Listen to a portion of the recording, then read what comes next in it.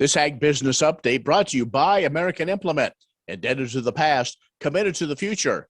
In a moment, Kansas Wheat's Justin Gilpin. When you've had a best friend for over 50 years, you develop a trust. And the Scott Co-op has been a trusted rural friend since 1957. A co-op keeps money in the area, doing business for and with their members.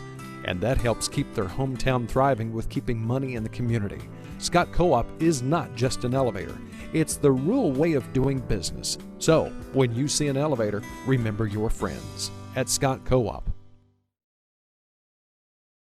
Would you like to see something done about high gas prices and low unemployment? Western Plains Energy in Campus, Kansas is doing something about it. They're a proud part of Growth Energy, America's ethanol supporters, and they employ 38 people and will be adding more following the expansion. Ethanol fuel not only reduces the cost of regular gasoline, it's good for the environment and keeps money right here in the United States while supporting local rural jobs. Western Plains Energy, doing something for the future. And joining us now is Justin Gilpin, who is the CEO of Kansas Wheat. Justin, we just got off of 3 days on the Wheat Quality Council, so it's a few days later this is airing, but we finally saw some mud. Yeah, well, we're not complaining about having a little bit of mud on our boots on this trip. Boy, it's not, and so we're going to get into some of the numbers, what that means, and some other issues moving forward. So last year, limited number because of COVID and kind of some of the uncertainty. But regardless, out there a couple weeks later than normal, than traditional, let's put it that way, the number come in 39.7 bushels per acre. Were you surprised by that number?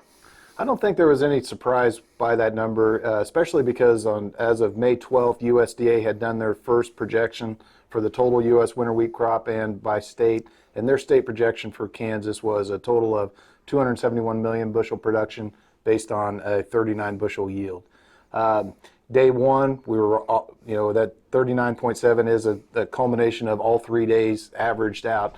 Day one was right at 39. Day one is when the group went from from Manhattan over to Colby to northwest Kansas. Day two, where the groups went from Colby through the western third of the state, then back over to the central part of the state, ending up in Wichita.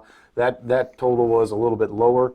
Then day three is when the groups travel from Wichita back up to Manhattan. And that I-35 corridor was an area where we've seen a little bit more moisture. So I don't think there was really any surprises with the numbers, Ken. I do think it was a very good verification for the tour participants to be able to see firsthand how severe those drought conditions and the stress that this wheat crop has been under because of the lack of moisture, but also the heat stress that this crop's been under with the high temperatures and wind and lack of humidity that we've had for the month of May. We had a lot of optimism last fall, at least hoping that we may have got a wet winter. We didn't do that. We know where prices are because of what we thought we would find and what we did find on this tour. So, talking to farmers, what level of optimism do we have? Because I know it seems like the whole theme of those 3 days was short and dry. Short and dry. That's how you could describe wheat just about everywhere. Well, it shows the endurance of our farmers and the challenges that we've been going through from Mother Nature. But of course, there's been so many other things with supply chain shortages, inflationary factors on input costs, that all the variables that are going into that are making this just kind of an unnerving time for producers. And then the uniqueness of the Wheat Quality Council Tour, getting all aspects of the industry involved, from farmers, government, millers, bakers, international customers, all around the table, being able to see that firsthand, being able to tell the story from the producer level, where that wheat's coming from. I think it's a unique experience. I think that's one of the real values of this trip, more so than the number that comes out. And certainly with the geopolitical situation and supply chain shortages, so many eyes were on what will the U.S. hard red winter wheat crop be. And so the number wasn't real surprising because it was somewhat in line with where USDA was at. I think that as we look forward, what's going to happen between now and harvest, a lot of things can happen to it, and most of them are not good. You know that, Ken. Right. So there's definitely a chance for those yield numbers to maybe come down a little bit. Justin Gilpin is the CEO of Kansas Wheat. Let's take a break. We'll come back and talk Where do we go from here? We'll do that in just a moment.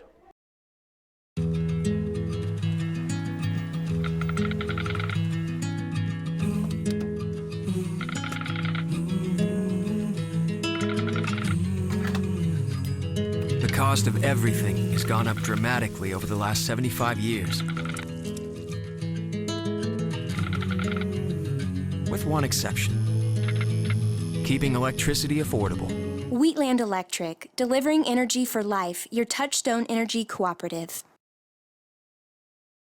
S&S Trailer Sales, with 2 locations in Ness City, Kansas, is where everybody goes to buy or rent trailers.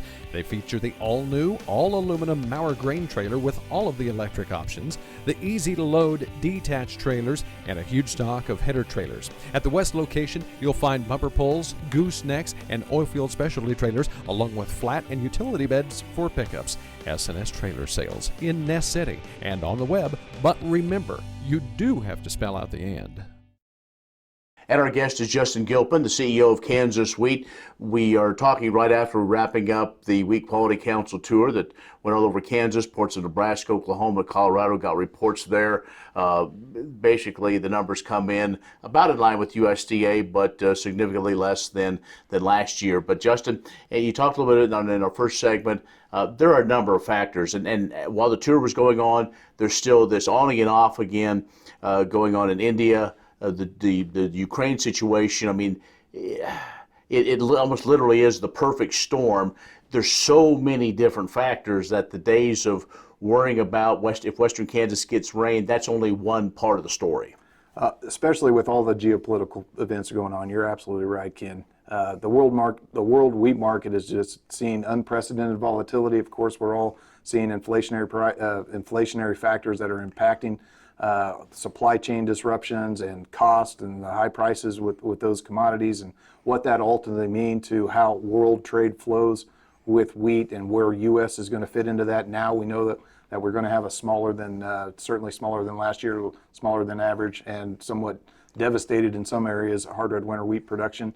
It is a piece of the puzzle of many factors that are playing into this market uncertainty. And you mentioned India. India has created some of that uncertainty themselves with their, you mentioned on again, off again. I was trying to put together a presentation of this is what India is going to do, and I seem to have to change that slide every day.